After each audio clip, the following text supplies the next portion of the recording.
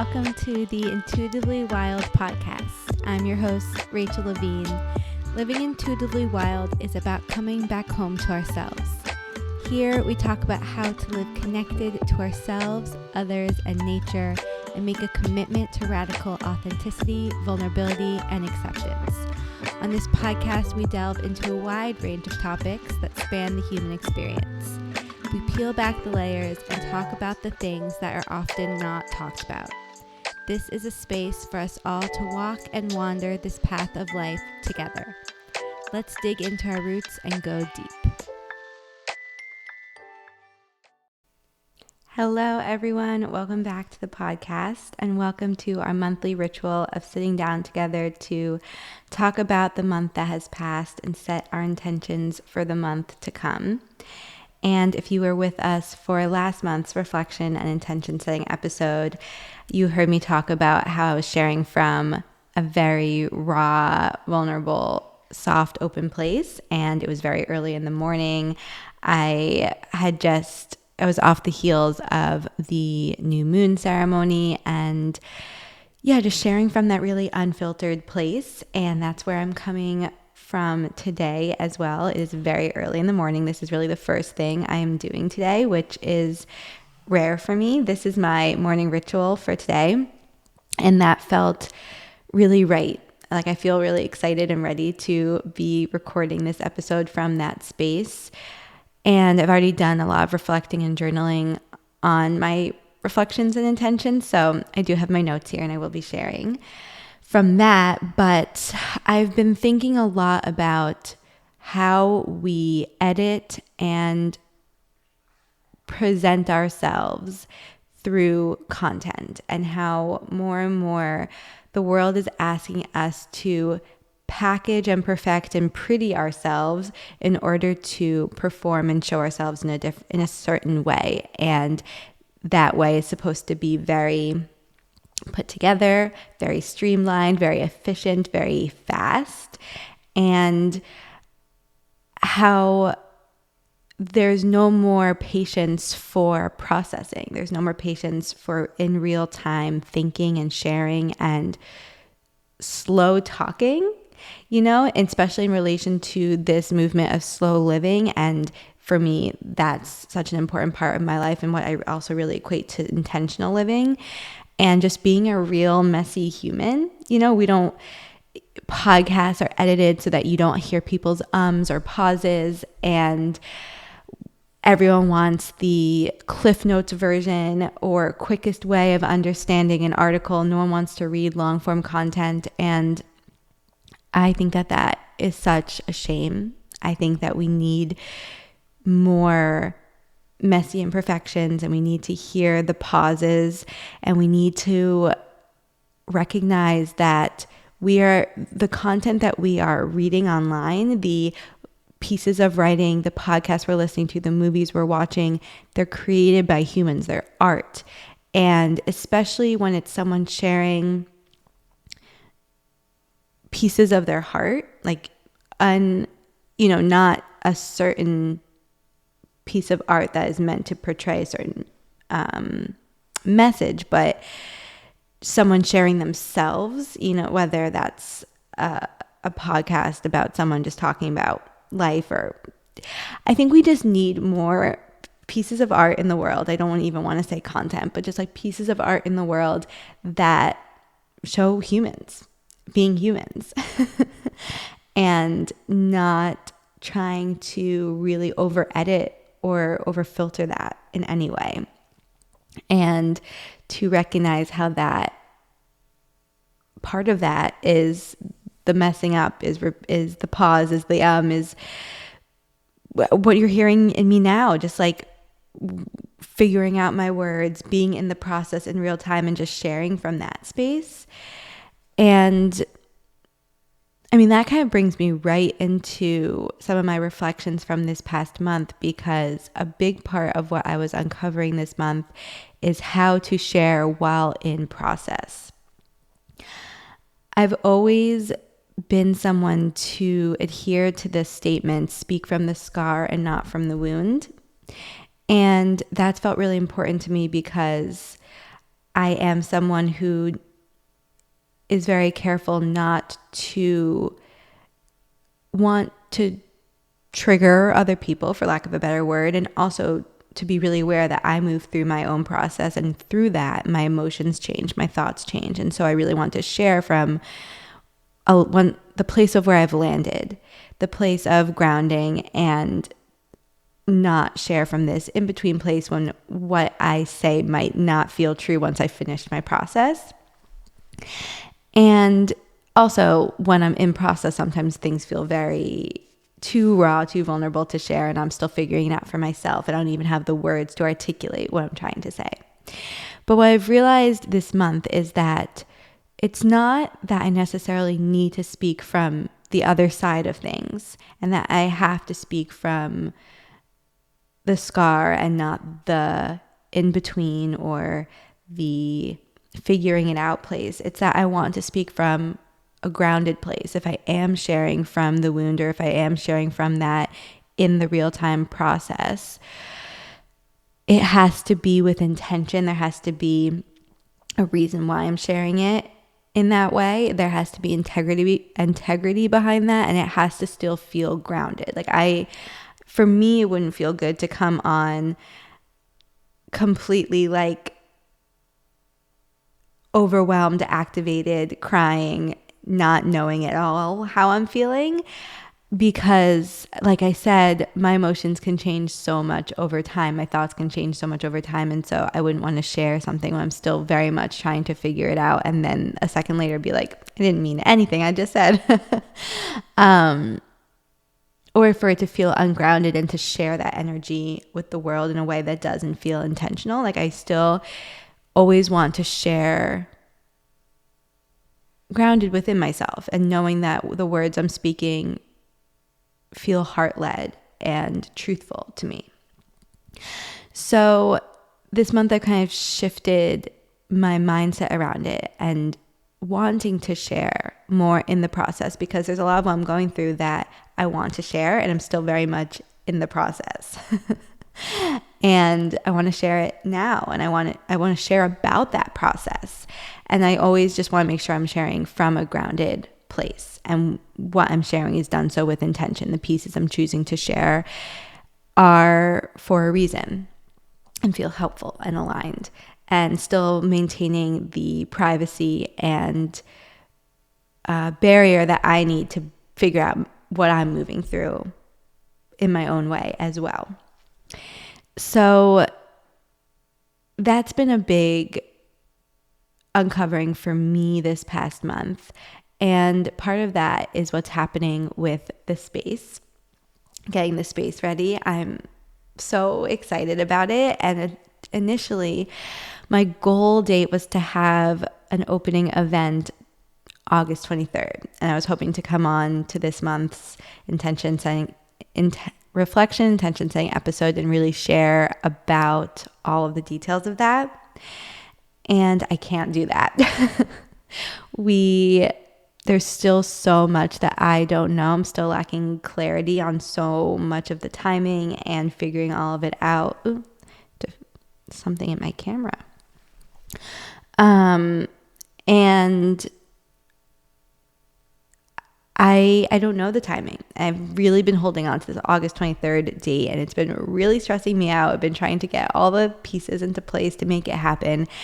And what I've established is I'm letting go of the timing. I do not know exactly yet when everything's going to be ready and when I'm going to open this space. And that's okay if I have to push it back a week or 2 or 3.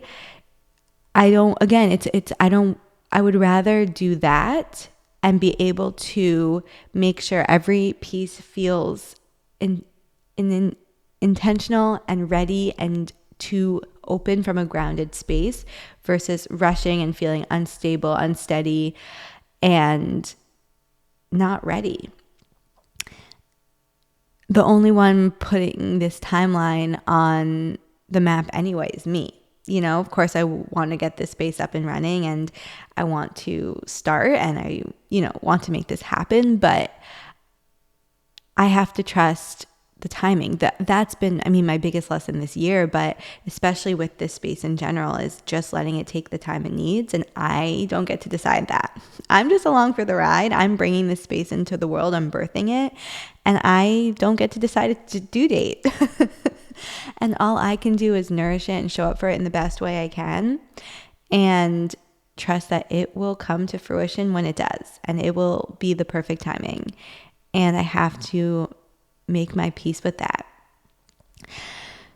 July felt a little chaotic. There was a lot of energy happening, a lot of things going on, both personally and professionally. And it could often feel very activating and overwhelming. And that active energy made me keep, that activating energy makes us want to do. And a lot of the times I wasn't able to do. I had to just sit with that activating energy and be patient and trusting. And that was very, very challenging. And I feel like I've made a little bit of a turning point just in these last few days. And again, things are always changing within my internal world. So maybe I will feel differently tomorrow, next week.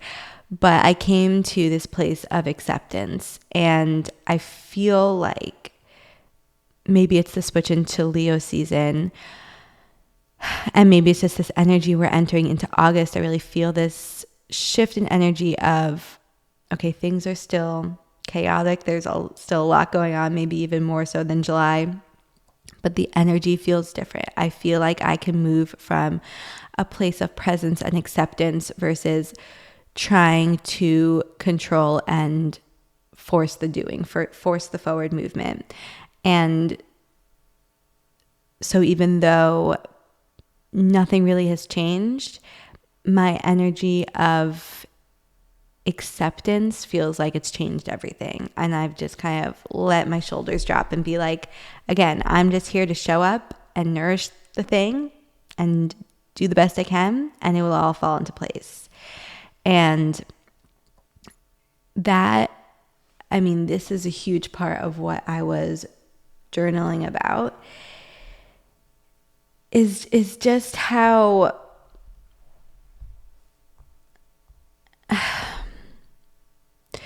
life is made up of choices.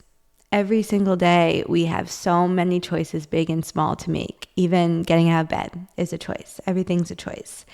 And while that can feel overwhelming because those choices build up over time to create our life, and for me, sometimes making the bigger choices, it can all feel like so high stakes, and like I have to make the perfect choice and know that it's the right choice. And sometimes I'm lacking the clarity to do so. Like with the space, I'm wanting to announce and decide the opening date, but I'm ready to do that, but I don't have the clarity on what that timing is. And so I can only make the choice that is in front of me with the clarity I have and with the capacity I have. And I can't, first of all, I have to just focus on the choices that are in front of me now. And right now, it's not even the choice of when to open isn't even one I need to deal with. And secondly, I can only make the choices with the clarity that is presented to me right now. And if I was meant to know more or be able to do more right now, I would be. And the clarity and capacity I have in this moment is aligning me with the right timing. And once I know more, I'll make a new choice, but that doesn't make my past choices wrong or like a waste of time, because it was those past choices that led me to more clarity, that led me to the next step to get to where I am now. And so we just really have to, this speaks to presence, like really just allowing ourselves to be where we're at, to be not only where we're at externally in the world, but internally within ourselves, and to trust that that is It's all we know what we need to know. We're able to do what we need to do. We see what we need to see. And from that place, we can show up for our lives. And from that place, we can make the choices and just trusting our timing, trusting that we can trust ourselves. And no decision is permanent. We can always make a new choice in the future. And no decision for the most part. And again, also, we can make a new decision in the future for almost everything, Some things you can't take back or change, but for almost everything, we can make a new decision or make that decision better for ourselves. And almost every choice that we make is the right choice because it's the choice we made to the best of our ability. And we also have to have grace and compassion for ourselves for the capacity that we have in each phase of our life. It's okay to be where we're at. It really is. And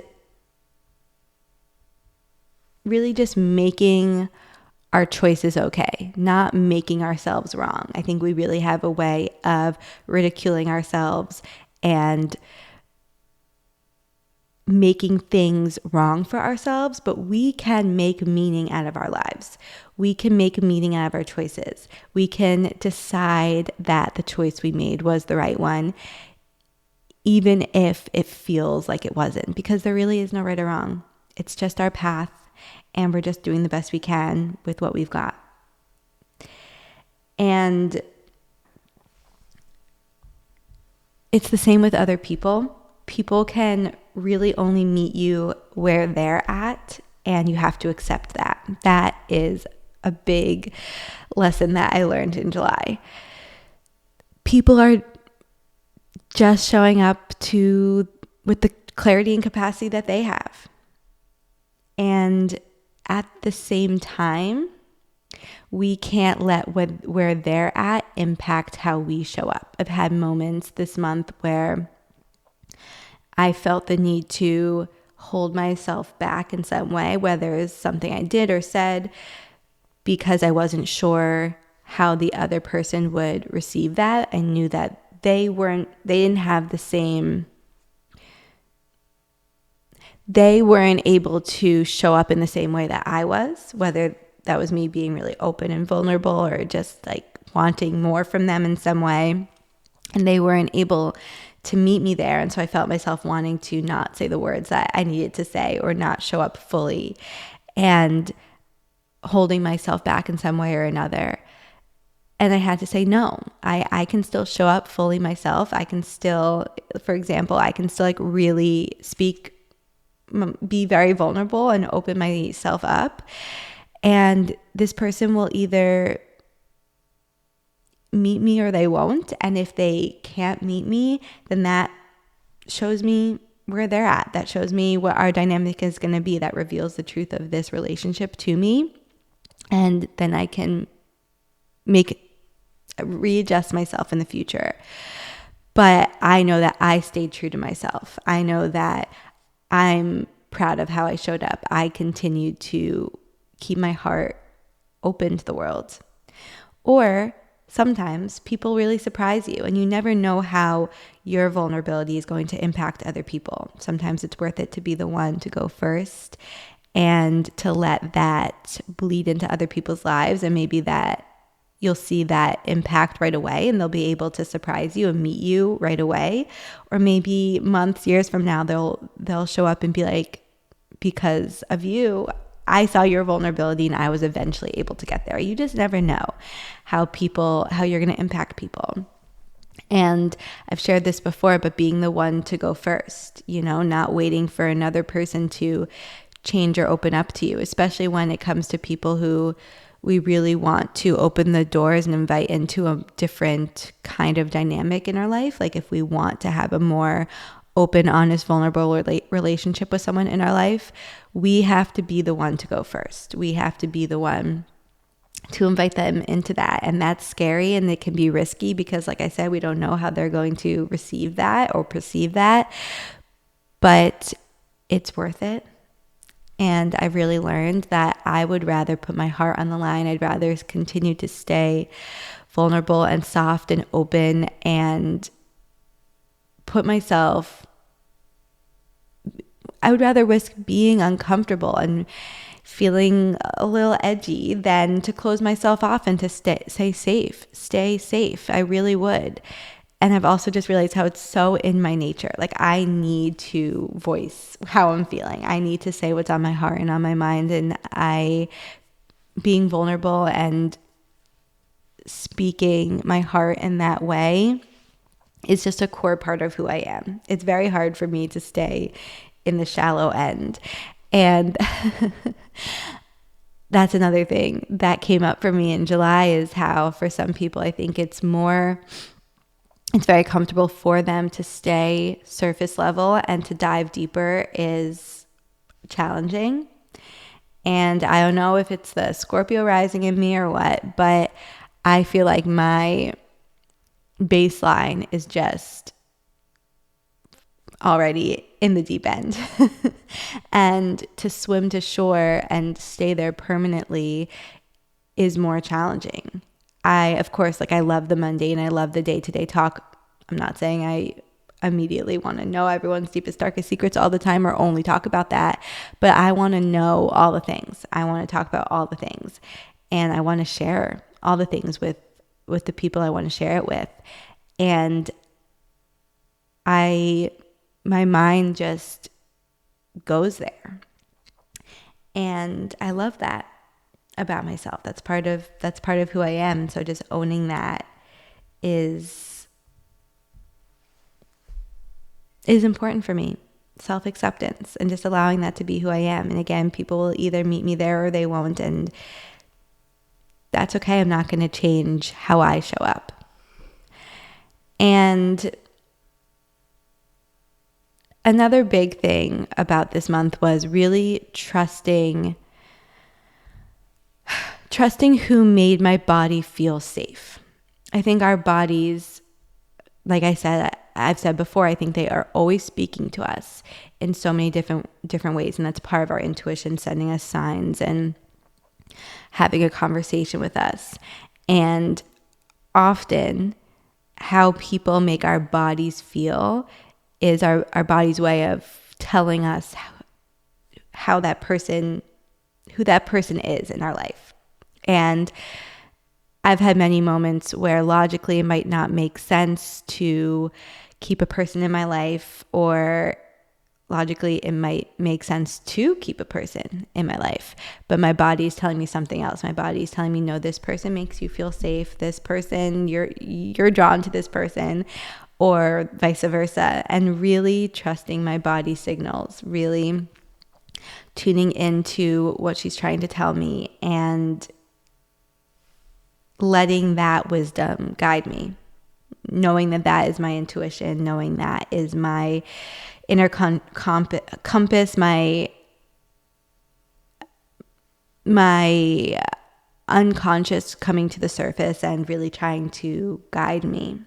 And really coming back to this passenger consciousness model that we've talked about from human design, of how my brain isn't here to make the decisions. My brain in here is just to, do the day-to-day things and have ideas, but my body is really here to guide me forward and to lead me through life. And I'm just the passenger, and trusting that inner compass within me to navigate through life.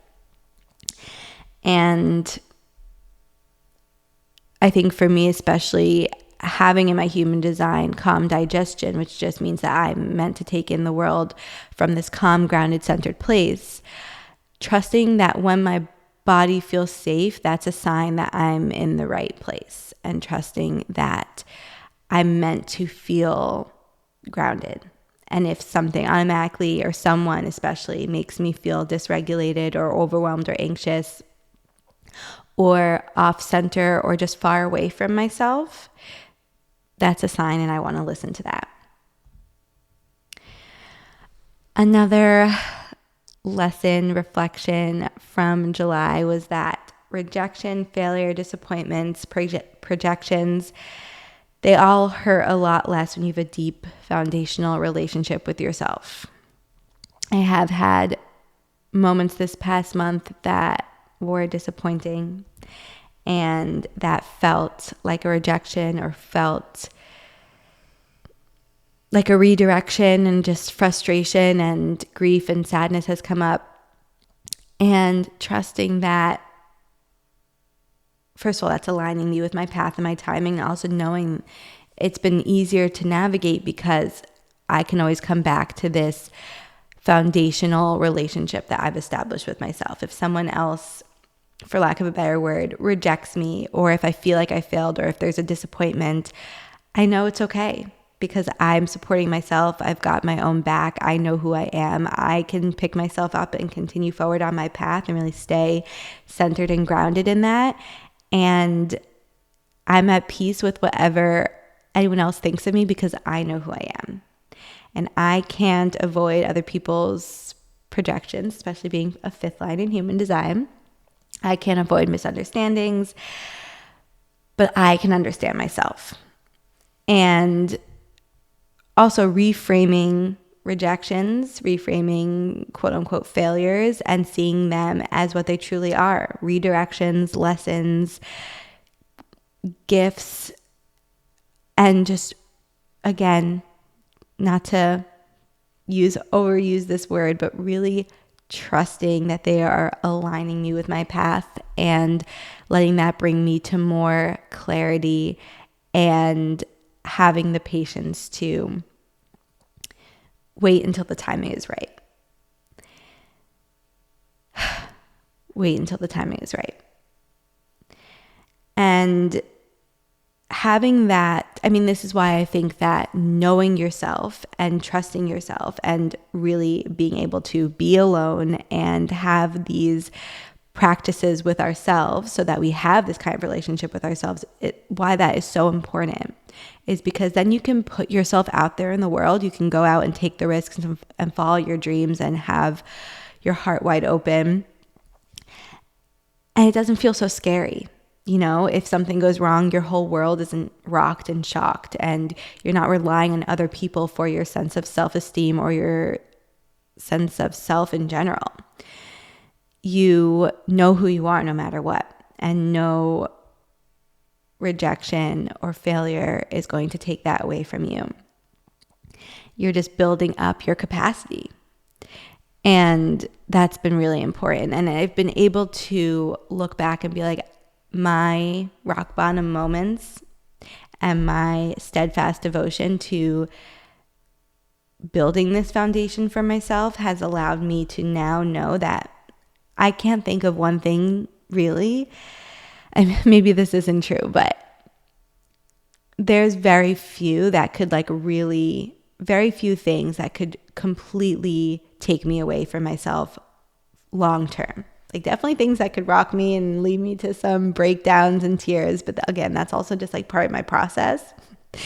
But very few things that could completely shake me to my core and throw me off my path, because I've established this relationship with myself, and I have the rituals and the tools in my life that always bring me back to center and always remind me of who I am. And I'm the only one who needs to do that, and I'm the only one who can do that. So I hope that leads to some reflection around where you're at with yourself and your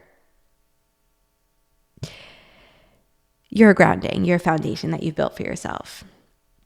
And one thing that came up for me this month around this was my trip to Maine. If you have been following me on Instagram or listened to some past solo podcasts, I shared that I was going to Maine this past month for a little healing pilgrimage back to my sleepaway camp that I haven't been to in 12 years. And that camp holds so many memories for me and so much meaning for me. I could do a whole episode on just that, but I went to that sleepaway camp, all girls uniform sleepaway camp for 2 months every summer from when I was 8 years old to like 16. And it was such a formative time in my life. But that last summer when I was 16, I went back as a CIT, a counselor in training, with just a few girls from my age group, not everyone.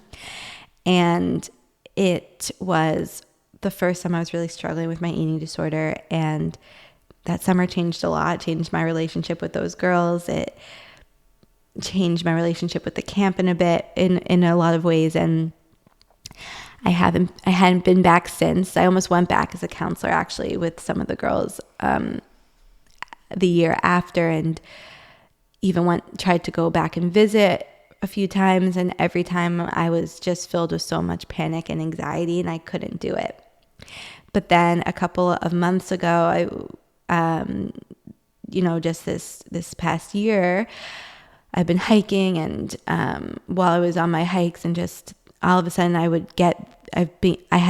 started to get these pulls towards camp. And this is often what happens to me. I just start to get these knowings, this energetic pull towards something of, I need to do this, I need to go there. And that's why I started to get around my camp of, I need to go back to camp. And so I made it happen. I reached out, and people are allowed to visit. And so I set up a day and decided to make a little weekend of it. I drove back to my camp, drove the 6 to 7 hours to Maine, and I spent an afternoon at my camp, and it brought up a lot. It really brought up a lot. And I'm still processing it. Honestly, it brought up, looking around at the camp, first of all, it was so crazy to be there and to feel like, wow, this could be any summer. Like, this camp hasn't changed at all, in the most beautiful of ways. It was crazy to look at the campers and be like, I could be a camper right now. Tradition is such a big part of my camp. And so to see that upheld is so special to me. Like, that's so important. But it also brought up a lot of grief and a lot of loneliness, and just a lot of things for me to continue to sift and sort through. And it made me, I set 2 intentions for the trip. And one was to reconnect to this childlike joy and purity that version of me tapped into when I was a camper.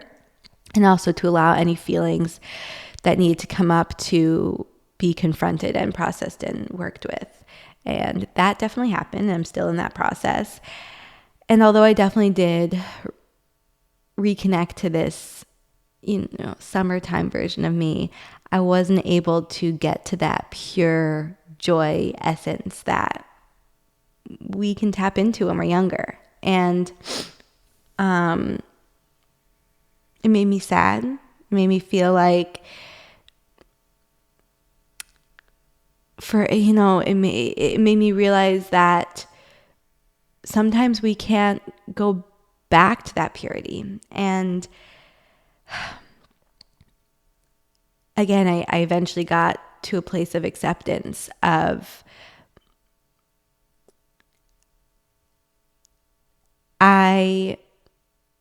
yes, maybe in this instance, I can't get back to that pure childlike joy yet or ever. And there will always be different layers and flavors to my relationship with my camp now. And although there's grief in that, it also shows me, it also is just who I am. I have scars now, and I'm not afraid of them. I'm not ashamed of them, and they're part of who I am.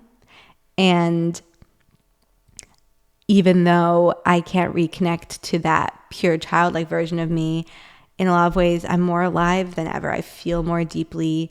I am more present. I am more outspoken. I'm more confident. And part of that is because of the experiences I had. And that took me, having that realization was very grounding for me. At first, when I left the camp, I was just feeling so overwhelmed and didn't know exactly how I was feeling or where I would land. And that's kind of where I've landed right now. But definitely, it brought up a lot. And I could go into that more now, but I think going back to what I was talking about in the beginning of the episode, that's in the real time processing I'm doing, and that's the grounding parts of it I feel like I can share in this moment. So we'll circle back if there's more to share in the future. And lastly, a reflection I want to share about July is just around connection and how nothing nourishes us more than connection, whether that's with ourselves, with nature, with others. Life is really all about connection. And for me, nothing continues to bring me more aligned with my path or more deeply connected to myself than connection in all its forms. And it keeps us moving forward. I think it keeps us feeling fully alive. It keeps us connected to our humanity connection, and when we're disconnected, it can be so easy to get caught up in the external noise. It can be so easy to remove ourselves from humanity. I think when we're disconnected, we want the quickest, fastest, most productive way. We want the AI summaries, and we want the succinct form of the product. We want the perfected product. And when we're connected and present, we are more accepting of the humanness, We can allow for the messy middle. And I want to be in the human imperfection of life now more than ever. I want to have the hard conversations. I want to sit in the silences. I want to listen to people talk about their real feelings and their real lives. I want to share podcasts like this. Like, I'm not going to edit this at all. I'm not going to perfect this. I'm not going to redo it because I've stumbled over my words or some of what I said might be confusing. This is me in process, and that's what these episodes are for. And that's really important to me. And I think that that's what the world needs. I really, really do. Let's see. Did I talk about everything I wanted to for the July reflections?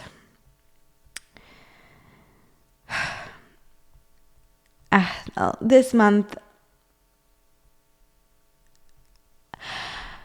I felt very unstable a lot of this month. I felt very maybe unstable is the wrong word. I felt unsteady. I felt unclear, uncertain, out of control, in the sense that, like, not that I felt out of control, but I couldn't control external circumstances or other people.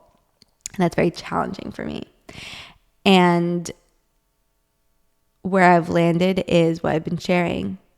All I can do is show up the best I can in each moment with the choices and clarity and capacity I have in each moment, and let that be enough. And to do so with intention and integrity, guided by my intuition and with confidence, and to let those be my anchors. And as long as I'm doing that, I can trust that all the pieces are going to fall into place.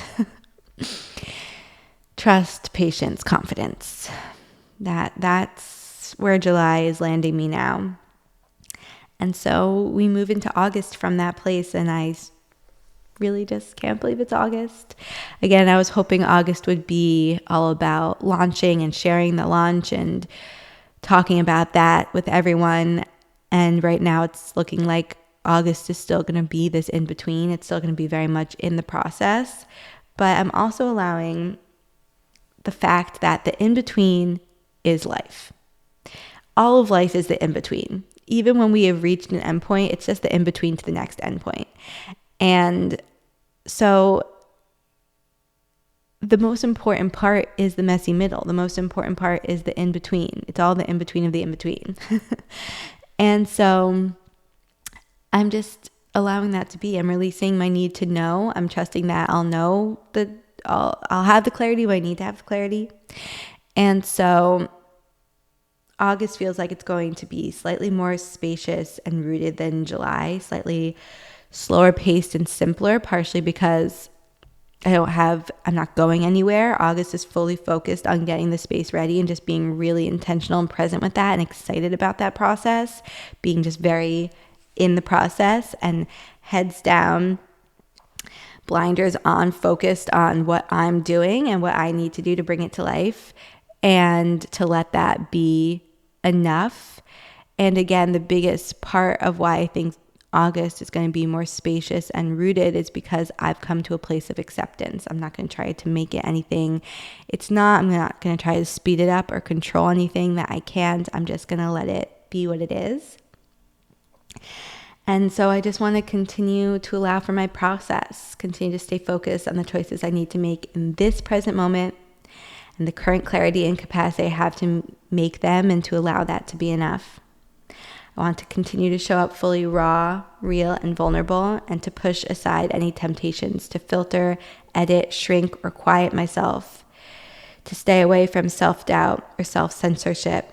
I want to continue to allow myself to be in process and share from that place, to show up messy, imperfect, uncertain, and unclear, and to let that be okay, to find peace in not knowing, and to do so with intention, with integrity, guided by my intuition, and to continue to show up for all I do with grounded confidence, steadfast trust in myself, and unwavering devotion to who I am and where I am going.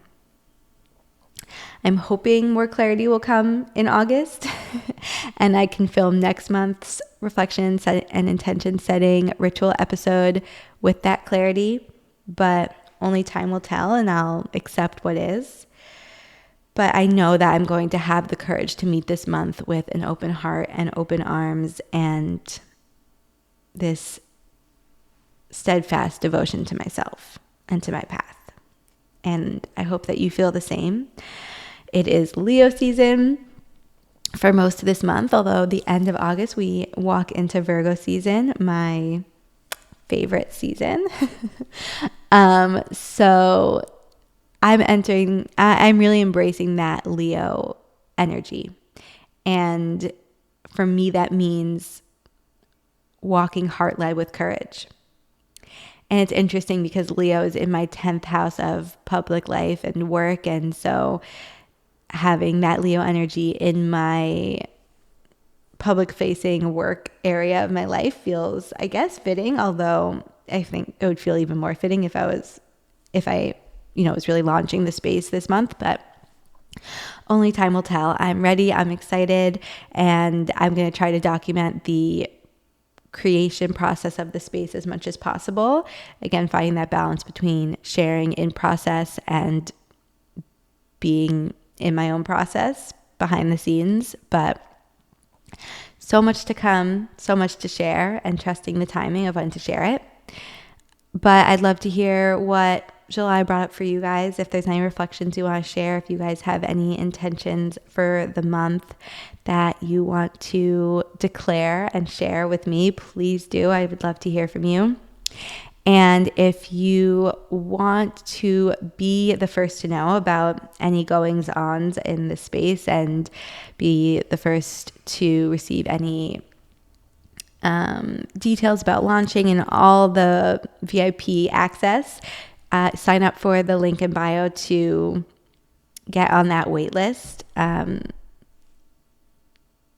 would mean a lot to me. And also, please follow along on Substack. That's really where I'm pouring a lot of my heart on a day-to-day basis. And of course, Instagram. And the podcast will be here every week. I am so excited about some of the guests that we have on in the next coming weeks. So can't wait to share those conversations with you guys. But that's all for now.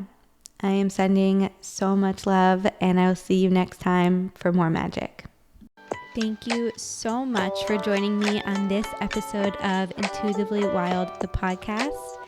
I hope it helped deepen your connection to yourself, sparked some insights, and inspired you to live intuitively wild.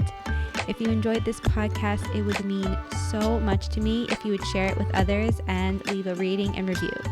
And please reach out to me. I would love to connect with you. I will see you next time for more magic.